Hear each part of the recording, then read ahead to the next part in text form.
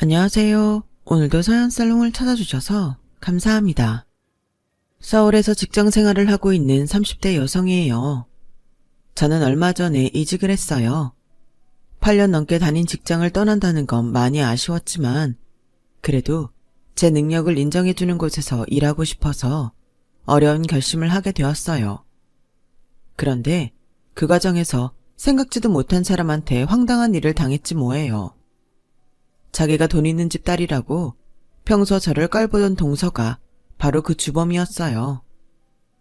결혼 생활을 해보신 분들은 아시겠지만 고부간의 갈등만큼이나 며느리 간의 갈등도 무시 못하잖아요. 저 역시 동서와 사이가 그닥 좋지 않은 편이에요. 사업을 크게 하는 부잣집 딸인 동서와 달리 저는 그렇지 못한 집안 딸이라서 친정 형편 때문에 부딪히는 일이 꽤 많았거든요.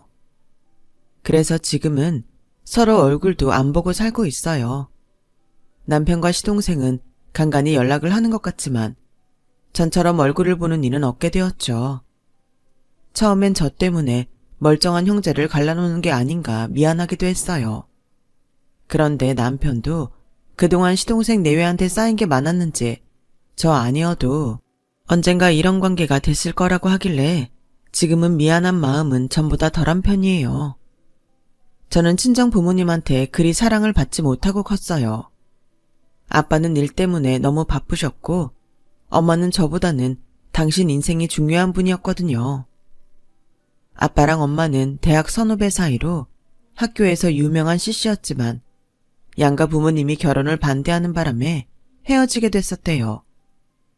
뒤늦게 엄마가 저를 임신한 사실을 알게 돼서 우여곡절 끝에 결혼을 하게 되었지만 결혼 문제로 양가 부모님들께 받은 상처가 너무 커서인지 정작 결혼 후에는 툭하면 부부싸움을 하셨어요. 야, 니네 아빠가 나 무시하니까 니 눈에도 내가 하찮게 보이냐? 하긴 그 피가 어디 가겠냐? 내가 뭐가 그렇게 부족해서 너랑 니네 부모한테 고개를 숙여야 되냐고? 막말로 니네 집이 뭐라도 되는 집이냐? 꿀 같잖아서 정말. 당신 말 다 했어? 그럼 당신도 당신 엄마 닮아서 나한테 이러는 거겠네? 툭하면 나를 자기 집 식모처럼 부리고 말끝마다 친정에서 보고 배운 게 없다느니 사람을 아주 못 잡아먹어서 난리잖아. 내가 괜히 그래. 너 하는 꼴이 그렇잖아. 아, 됐어. 당신이랑 뭔 말을 하겠어. 나 말싸움하기 싫으니까 건들지 좀 마. 늘 이런 식이었어요. 엄마는 아빠랑 싸우면 며칠씩 집에 들어오지 않았어요. 아빠는 아빠대로 밤 늦게까지 술을 드시곤 새벽녘에나 들어오셨고요.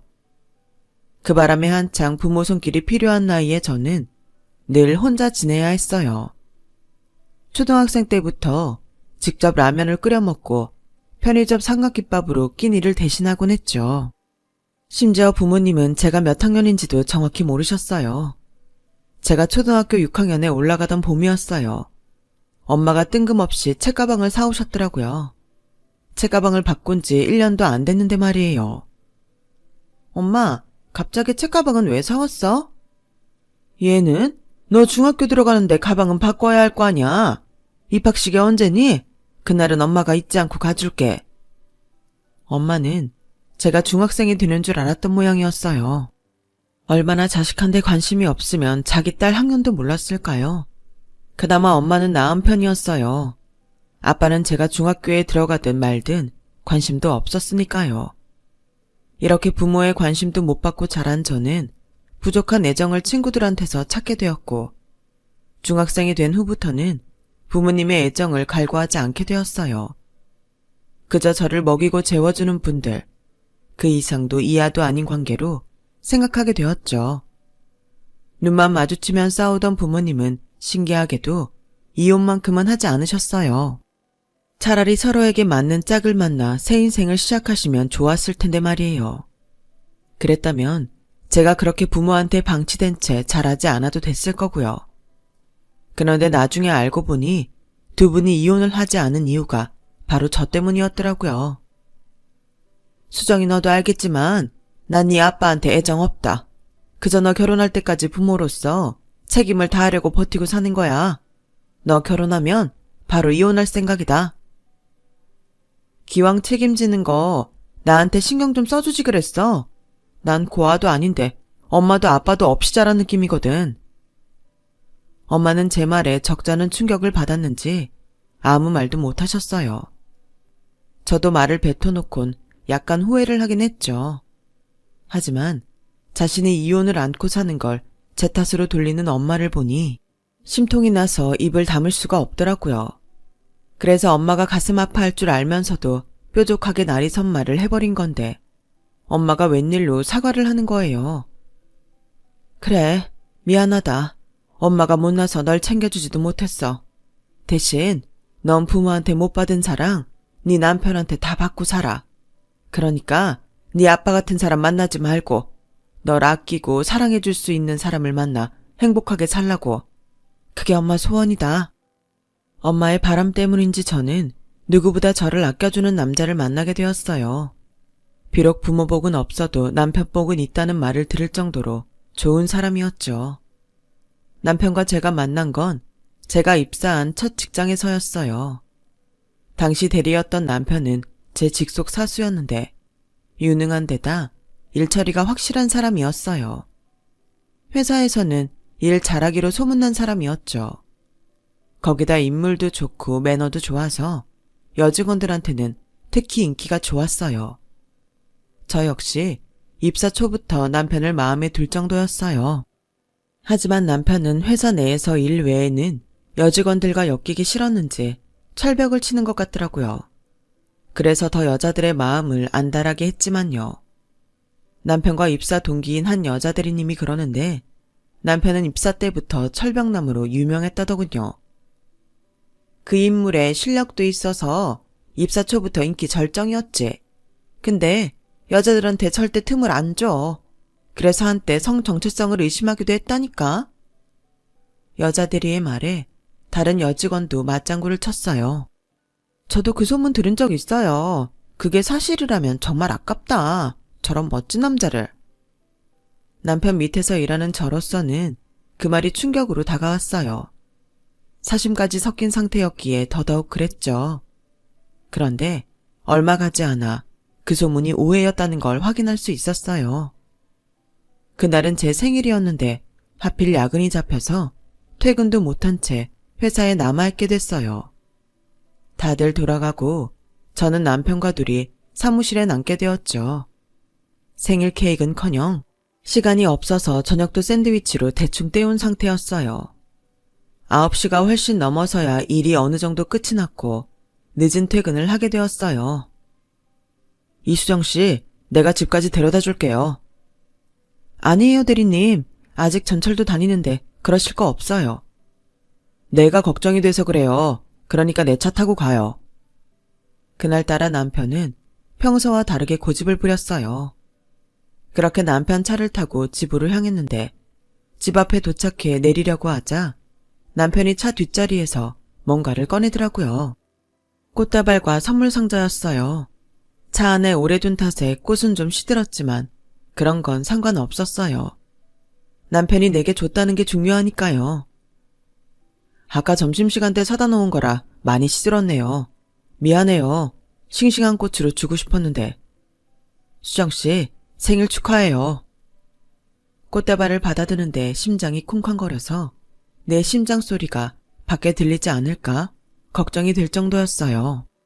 그리고 이건 선물이에요. 수정씨한테 어울릴 것 같아서 샀어요. 생일날까지 야근시킨 사수라서 미안해요. 남편이 건넨 작은 상자에는 목걸이가 들어있었어요. 그 목걸이를 보자 순간 울컥하더라고요. 내 부모조차도 기억하지 못하는 생일을 내가 짝사랑하는 남자가 챙겨준 것도 고마운데 날 생각하며 선물까지 골랐다니 가슴 뭉클했거든요. 그래서 붉어진 눈시울로 고맙다고 했더니 남편이 당황하며 그러더라고요. 미안해요. 사실은 오늘 수정씨 생일인 거 알고 일부러 야근 잡았어요. 하루 종일 같이 있고 싶어서. 나 못난 놈이죠. 저랑 눈도 마주치지 못한 채 수줍은 고백을 하는 남편을 보니 가슴이 벅차올랐어요. 그래서 남편 얼굴에 뽀뽀를 해버렸죠. 그 뽀뽀를 시작으로 우리는 서로의 마음을 확인할 수 있었고 연인 사이로 발전하게 되었어요. 남편은 다른 여자들한테는 철벽나무로 통했지만 저한테는 세상 둘 다 없는 로맨티스트였어요. 솔직히 그래서 더 좋더라고요. 나만 보고 나만 사랑하는 남자니까요. 남편은 일도 사랑도 최선을 다하는 사람이라서 동기들에 비해 승진도 엄청 빨랐어요. 저 역시 남편 밑에서 열심히 일을 하다 보니 여자임에도 남자 동기들보다 빠른 승진을 할 수 있었죠. 일도 사랑도 잘 진행되었지만 어느 순간부터 고민이 생기더라고요. 아무리 감정을 숨긴다 해도 사랑에 빠진 남녀는 어디가 티나도 티가 나는 법이었거든요. 어느 순간부터 남편과 제가 사귄다는 소문이 돌기 시작하더니 급기야 부장님이 저희들을 회의실로 호출하셨어요. 저희 회사는 사내 연애를 금지하는 분위기라 저는 겁이 났어요.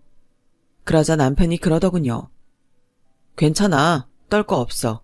내가 연차도 있고 직급도 자기보다 높으니까 이직하는 게 더 수월할 거야. 그러니까 자기는 걱정 말고 회사에 남아. 싫어. 내가 이직할 거야. 자기는 여기서 인정받고 있잖아. 난 아직 여기서 미뤄 놓은 것도 없고 다른 회사 가서 시작해도 되는 입장이니까 자기가 남아. 회의실에 들어가기 전에 우리는 누가 퇴사를 할지 정했어요. 남편은 끝까지 저를 위해 자기가 퇴사를 하겠다고 우겼지만 현실적으로 봤을 때 제가 나가는 게 맞는 것 같더라고요. 회사에서도 그러길 바랄 거고요. 결정을 내리지 못한 상황에 회의실에 들어가게 된 우리는 부장님으로부터 뜻밖의 제안을 들었어요. 자기가 곧 회사를 차릴 예정인데 우리 둘을 스카우트하고 싶다는 말이었죠. 여기서는 사내 연애를 할 수 없지만 자기는 그런 건 상관없다면서 같이 일해보자고 말이에요. 부장님은 회사 내에서도 일 잘하기로 유명한 사람이었어요. 그 업계에 인맥도 많고 집안에 돈도 많은 터라 솔직히 따로 자기 사업체를 꾸려도 잘해나갈 것 같은 사람이었죠. 하지만 그렇다고 해서 안정된 직장을 그만두고 따라 나가기에는 위험 부담이 컸어요. 그래서 일단 며칠 고민할 시간을 달라고 하고는 회의실을 나왔어요. 수정아, 나 부장님 따라가고 싶어. 어쩌면 이게 나한테 온 기회인지도 몰라. 미쳤어? 그러다 그 회사 잘 안 되면 그땐 어쩔 건데. 그땐 이직하지 뭐. 어차피 이번에 회사에 우리 관계가 알려지면서 이직할 생각했었으니까. 수정아, 나 한 번만 믿어줘. 응? 일에 누구보다 열의가 있는 남자가 자신에게 찾아온 기회를 잡아보겠다고 하는데 더는 말릴 수가 없었어요.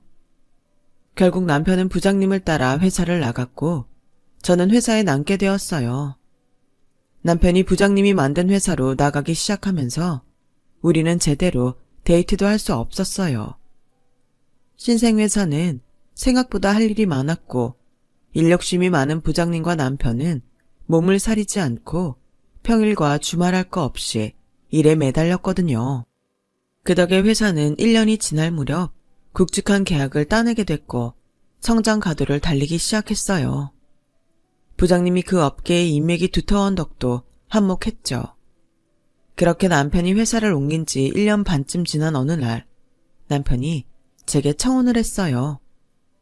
이제 회사도 조금씩 안정을 찾기 시작했으니 더는 결혼을 미루지 않겠다고 말이죠.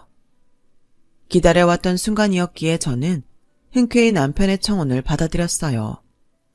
저희 부모님은 남편에 대한 간단한 호구조사를 끝으로 승낙을 해주셨어요. 그런 부모님의 태도에 솔직히 서운하더라고요. 내가 누구를 데려왔어도 별 생각 없이 승낙해줬을 것 같았거든요. 저한테 관심이 없으니까요. 그런데 그게 아니었더라고요. 아빠는 저한테 남편이 다니는 회사를 들은 순간부터 주변의 수소문에 그 회사에 대해 알아보았던 모양이었어요. 그리고 사내에서 제 남편의 평판에 대해서도 말이죠. 그리고는 저 몰래 제 남편을 불러 저를 잘 부탁한다는 말씀을 하셨대요. 난 수정이한테 못난 아빠예요. 내 딸은 부모 손이 아니라 지 손으로 스스로 자란 애거든요. 우리 부부가 사이가 안 좋아서 딸아이한테 상처도 많이 입히고 외롭게 만들었어요. 우리가 못 채워준 부모 사랑, 남편 사랑으로 채워주면 고맙겠어요. 뒤늦게 남편을 통해 그 얘기를 전해들은 저는 그제야 가슴속에 남아있던 오랜 상처를 조금은 달랠 수 있었어요. 그리고 얼마 뒤 저는 남편과 함께 시댁에 찾아갔어요. 평범한 가정인 저희 집 수준에 비해 시댁은 중산층 이상의 재력을 가진 집이었어요. 아버님이 대기업에서 임원까지 지내신 덕에 생활 수준이 제 친정에 비해 확실히 높더라고요. 아버님은 대기업 임원 출신 아니랄까봐 저를 대하는 태도 역시 회사 내 임원 같았어요. 포커페이스를 한 채 거리감은 있지만 예의를 지키는 선에서 저를 대하시더라고요. 반면 어머님은 생각이 얼굴에 그대로 드러나는 분이셨어요. 내 아들이 총대 메고 회사를 그만뒀다는 거 알았을 때 정말 화났어요. 아니, 그런 경우엔 여자가 나가는 게 맞지 않나? 제게 따지듯 묻는 모습에 움찔했는데 그때 아버님이 말을 막으셨어요. 당신 지금 뭐 하는 겁니까? 그 결정은 승준이가 내린 거예요. 당신이 끼어들 일이 아닙니다. 아버님의 말에 어머님은 더 이상 말을 하지 않으셨어요. 하지만 표정은 잔뜩 화가 나 있었죠. 그래요, 어머니. 수정이가 그만두겠다고 하는 거 듣고 말린 게 저예요. 그리고 결과적으로 회사 나오고 더 잘 됐잖아요. 사실 남편 말이 틀린 게 아니었기 때문에 어머님도 딱히 결혼을 반대하지는 않으셨어요. 그해 가을, 저희는 결혼식을 올리게 되었어요. 사실 결혼 후에도 크게 달라질 건 없었어요.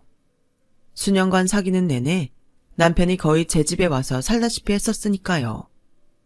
달라진 거라고는 전보다 집이 커졌다는 것과 신경 써야 할 가족들이 늘었다는 정도였어요. 아무래도 저를 온전히 마음에 들어하시지 않는 어머님을 대하는 게 가장 껄끄럽더라고요. 그래도 남편과 아버님이 중간에서 중재를 해주는 덕분에 큰 탈 없이 지낼 수 있었어요. 그런데 그런 평화도 잠시, 시동생이 결혼을 하면서 상황이 변하기 시작했어요. 손아래 동서는 꽤 재력 있는 친정을 가진 사람으로 저와는 정반대의 사람이었어요.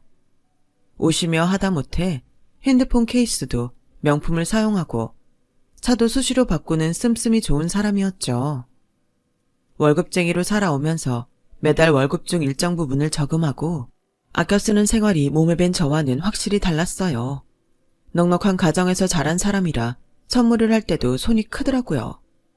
특히 동서가 시어머니께 드리는 선물은 상대적으로 저를 초라하게 만들곤 했어요. 세상에, 둘째 너는 뭘 이렇게 비싼 걸 사왔니? 안 그래도 괴모임에 나갔다가 누가 200 든 걸 보고 탐나긴 했었는데 이걸 내가 갖게 되다니? 그래도 얘 다음부턴 이런 거 사오지 마라.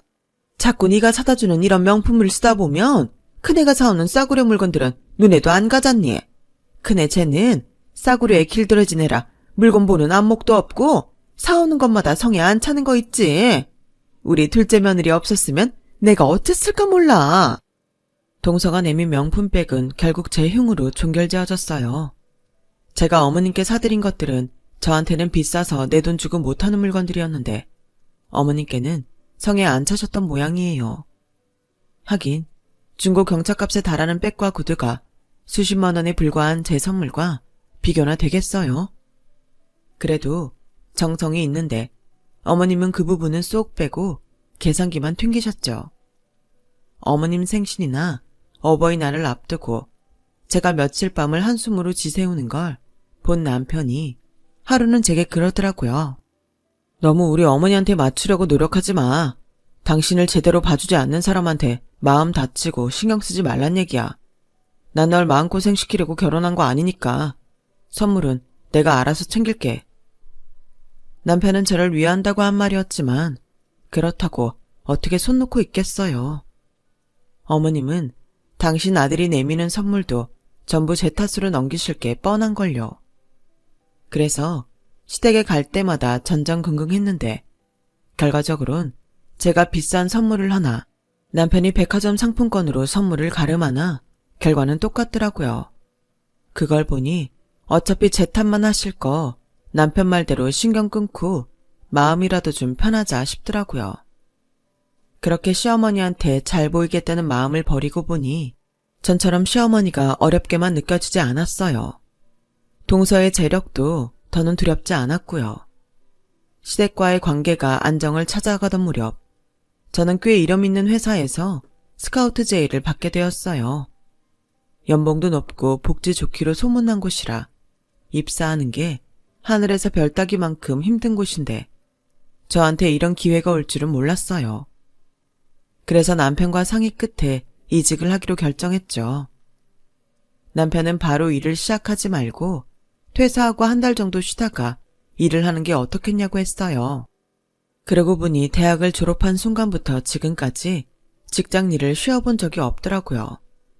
그래서 남편 말대로 이직할 회사에 한 달 정도의 여유 기간을 달라고 부탁하고 다니던 회사를 그만뒀어요. 모처럼 평일에 늦잠도 자고 종로에 있는 서점에 나가 책도 고르고 한가한 오후의 여유도 즐길 수 있었어요. 혼자 카페에 앉아 차를 마시며 책을 읽고 있는데 하필 그 모습을 개모임에 나왔던 어머님께 들킨 거예요. 너 지금 여기서 뭐 하는 거니? 오늘 회사 안 나갔어? 어머님, 사실은 제가 얼마 전에 퇴사를 했어요. 그래서 모처럼 쉬고 있어요. 그랬더니 어머님이 눈을 부릅뜨시곤 그러시는 거예요. 뭐? 너 회사 잘린 거냐? 그럼 앞으로 내 아들이 벌어다 주는 돈 펑펑 쓰며 살겠다는 거야? 얘 정말 못 쓰겠네? 네 눈엔 내 아들이 돈 벌어다 주는 기계로 보이니? 넌 이러고 우아하게 차나 마시면서 금쪽 같은 내 새끼 등골 빼먹고 살 생각이냐고? 어머니, 그런 게 아니고요. 저 곧 회사 다시 들어가요. 그때까지 잠깐 쉬는 거예요. 하지만 어머님은 제 말을 귓등으로도 듣지 않으시곤 화를 내며 가버리셨어요. 그날 시어머니가 집에 돌아가 무슨 말을 하셨는지 다음날 동서한테 전화가 왔더라고요. 어머 형님, 회사 잘렸다면서요? 그러게 열심히 좀 하지 그랬어요. 그렇다고 이럴 때 도와줄 재력이 있는 친정이 있는 것도 아닌데 무슨 똥배짱으로 일을 이 직원까지 만들어요. 솔직히 그간 말은 안 했는데 형님이 뭐 볼 거 있나요? 꼴랑 직장 생활하며 돈 번다는 거 하나밖에 내세울 게 더 있었냐고요. 그런데 그마저도 없으니 형님 이제 큰일 났다. 어머님이 아주 노발대발하시는데 이제 어째요? 동서, 지금 내 걱정돼서 전화한 거야? 아니면 나 열받으라고 전화한 거야? 그러자 동서는 깔깔거리며 웃더니 그러더군요. 형님, 참 속이 꼬였다. 없이 살면 다들 그래요? 왜 가난한 사람들은 죄다 속이 꼬여있나 모르겠네? 자기 걱정돼서 전화한 사람한테 이런 소리나 하고. 그래서 말인데요. 내가 형님 위해서 일 하나 줄까 하는데 해볼래요? 어머님이 형님 노는 꼴은 죽어도 못 보시겠다고 해서 내가 특별히 만든 자리예요. 솔직히 그 말에 기대도 안 했지만 그래, 어디 한번 짓거려봐라 하는 심정으로 가만히 듣고 있었어요. 그랬더니 글쎄, 형님, 내가 일당 5만 원씩 쳐줄 테니까 내 기사할래요? 힘든 건 없을 거예요. 나한테 와서 피부 마사지 샵이랑 명품관 놀면서 내 백 좀 들고 다니면 되니까. 혹시 알아요? 기분 내키면 형님도 마사지 몇 번 시켜줄지? 나 따라다니면 맛있는 것도 먹을 수 있고 콩고물도 꽤 떨어질 텐데. 어때요? 할래요? 뭐? 동서 지금 말 다 했어? 그러니까 나보고 동서 종면 노릇하란 거야? 뭘 또 그렇게 꽈서 들어요? 수행비서라는 좋은 말 두고 천박하게 종년이 뭐야. 이래서 없이 산 사람들은 어디가 티나도 티가 난다니까. 그날 동서는 제 속을 온팡 뒤집어 놓고는 지 할 말만 끝낸 채 전화를 끊었어요. 그리고는 제 전화를 받지도 않았죠. 너무 억울하고 화가 나서 저는 남편이 돌아왔는지도 모른 채 울고 있었어요. 그랬더니 남편이 무슨 일 있었냐고 묻더라고요. 여보, 나 정말 더는 자기 집 사람들이랑 얼굴 볼 자신 없어. 나 정말 힘들어. 엉엉 울면서 자초지종을 얘기했더니 남편이 얼굴이 터질 것처럼 붉어져선 베란다로 나갔어요. 누구랑 통화를 하는지 한참을 화를 내던 남편은 저를 일으켜 세우곤 시댁으로 데리고 갔어요. 우리 부부가 도착하고 얼마 안 돼서 시동생 내외도 왔더라고요. 남편은 가족들을 다 모아놓은 자리에서 침착하게 말을 이어갔어요. 저 이 시간 이후부터 이 집에 발 안 들일 겁니다. 이 사람도 마찬가지고요. 남편의 폭탄 선언에 다들 벙찐 표정이었어요. 특히 어머님이요. 너, 그게 무슨 소리냐? 집에 안 오겠다니 대체 왜? 몰라서 물으십니까? 어머님이랑 재수씨가 이 사달을 만들어 놓곤 저요, 어머니 없이는 살아도 내 아내 없이는 못 삽니다. 그러니까 내 아내한테 함부로 하지 말란 얘기예요. 그리고 재수씨, 내 아내한테 사과하세요. 어서요. 동서는 눈알을 굴리며 난처한 표정으로 말했어요. 아주버님, 제가 뭘 어쨌다고 이러세요? 몰라서 묻습니까? 그동안 재수씨가 한 짓 내가 모를 줄 알아요. 뒤에서 어머니한테 선물 퍼다 부으면서 내 아내 욕하고 다녔잖아요. 그냥 욕만 했습니까? 없는 일도 만들어 붙이고 하지 않은 말까지 섞어서 내 아내랑 어머니 사이 이간질했잖아요. 나 재수씨가 어떤 사람인지 다 알고 있어요. 내 대학 동기 와이프가 재수씨 고등학교 동창이라서 이미 다 들어안다고요. 그러니까 재수씨 실체 폭로하기 전에 내 아내한테 사과하란 말입니다. 그러자 동서는 얼굴이 하얗게 질려서는 입술을 덜덜 떨었어요. 나중에 남편한테 들어보니 동서는 학창시절부터 유명했더라고요. 부동산 투자로 갑자기 돈을 번 동선의 집은 동네에서도 유명했대요. 벼락부자 되더니 온갖 갑질은 다 하고 다녔던 거죠. 특히 동서는 평소 자기가 좋아하던 남학생과 사귀던 동급생을 엄청 괴롭혔던 모양이었어요. 돈으로 반 친구들의 환심을 사고 세력을 모아 동급생을 왕따시키고 그 남자친구까지 뺏었다더군요. 그래놓고 남자친구가 자기 손에 들어오자마자 바로 쳐버렸고요. 한마디로 남이 잘 되는 꼴은 못 보는 성격이었죠. 평소 제 남편이 저를 끔찍이 생각하는 걸 보고는 셈이 나서 그랬는지 제 남편한테도 선물 공세를 펼치며 제 흉을 봤었는데 남편이 그걸 가만둘 리가 없었죠. 그래서 그 일로 남편과 시동생 내외가 삼자대면까지 했었다나 봐요. 그런데 이번 일까지 터지고 나니 남편도 더는 못 참겠다고 나선 거였죠. 남편은 동서의 혓바닥에 놀아나 만면일을 구박했던 자기 어머니도 용서를 못하겠다고 떨쳐버렸고요. 온 가족이 모인 자리에서 추악한 실체가 밝혀진 동서는 성질을 내고는 혼자 가버렸어요. 그리고 저희 부부는 그날 이후 시댁과 연을 끊고 살고 있고요. 그 사이 어머님이 저희 집까지 찾아오셔서 미안하다고 사과를 하셨지만 남편도 저도 어머님 사과를 받아줄 생각이 없었어요. 그냥 떨어져 살다 보면 서로 미워하지는 않을 것 같다 생각했죠. 그렇게 시간은 흘러 저는 새로운 회사에 나가게 되었고 전 직장과 달리 여자라고 평가절하하는 일도 없고 윗사람한테 제 아이디어를 뺏기는 일도 없었어요. 한마디로 자기 능력에 따라 합당한 대우를 받으며 능력을 펼쳐나갈 수 있었죠. 입사하자마자 몇 개의 큰 사업을 성공리에 마친 저는 승진까지 하게 되었고 연봉도 많이 인상되었어요. 하루는 직원들한테 승진턱을 내려고 회사 근처 레스토랑을 찾았는데 거기서 오랜만에 동서랑 마주쳤지 뭐예요. 남편을 통해 동서가 그때 일로 아버님께 크게 혼나고 시댁에서 내쳐졌다는 얘기를 들은 터라 동서를 보는 마음이 편치는 않았어요. 그래서 못 본 척 넘어가려는데 기어이 동서가 저를 붙잡아 세우더군요. 꼴에 다시 취직은 했는 모양이에요. 그래봤자 쥐꼬리만한 월급 받는 월급쟁이겠지만 어때요? 지금이라도 내 밑에서 운전기사 해볼래요? 내가 형님 받고 있는 월급에 맞춰줄 테니까. 처음엔 그냥 지나칠까도 했는데 그랬다가는 이게 지가 이긴 줄 알고 희희낙낙 할 것 같아서 저도 맞서서 한마디 해줬어요. 동서가 내 연봉 맞춰줄 형편이 될까? 이제는 친정에서 지원도 안 해준다던데 가능하겠냐고. 웃겨 정말. 아무렴 내가 그 정도 돈이 없을까봐 그래요?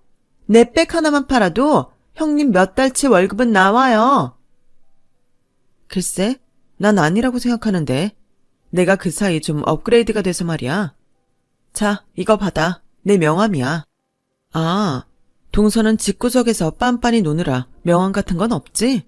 하긴 평생 자기 손으로 돈 한 번 벌어본 적 없는 사람이니까 명함이 없는 게 당연하지.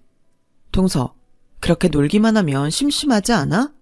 이제 돈도 떨어져서 쇼핑도 잘 못할 텐데. 지난달에 서방님이 우리 그이한테 돈 빌려달라고 전화했더라. 아무짝에도 쓸모없는 여편네가 주제도 모르고 하도 카드를 긁어대서 카드값 막을 돈이 없다면서 말이야. 그러게 주제 파악 좀 하지 그랬어. 그리고 말이야, 내 연봉이 억이 넘거든? 그러니까 앞으론 내 앞에서 꼴값 떨지 말고 주둥이 닥치고 살아. 넌 네 부모 돈 없으면 아무것도 아니지만 난 내 능력만으로도 충분히 인정받는 사람이니까 너랑 나 비교할 생각도 말고. 알았지? 저는 담담한 표정으로 그간 쌓아뒀던 말들을 동서한테 던지고는 유유히 자리로 돌아왔어요. 멀리서 동서가 소리를 지르며 발악하는 소리가 들렸지만 그 소리는 곧 사라졌어요. 동서가 레스토랑 직원 손에 이끌려 쫓겨났거든요. 한때 마음의 상처를 받아가며 전전긍긍하던 시절이 있었지만 그 시련을 이겨낸 저는 제2의 전성기를 보내고 있어요. 누구보다 나를 아껴주는 남편과 제 능력을 인정해주는 회사에서 가슴 벅찬 사랑을 받으면서 말이죠. 여러분의 인생에도 저와 같은 인생 정성기가 펼쳐지시길 바랍니다. 지금까지 사연을 들어주셔서 감사합니다. 항상 건강하세요. 여러분, 사연 댓글에 응원과 현명한 조언 부탁드려요. 좋아요와 구독은 저에게 큰 힘이 됩니다. 오늘도 좋은 일 가득하세요.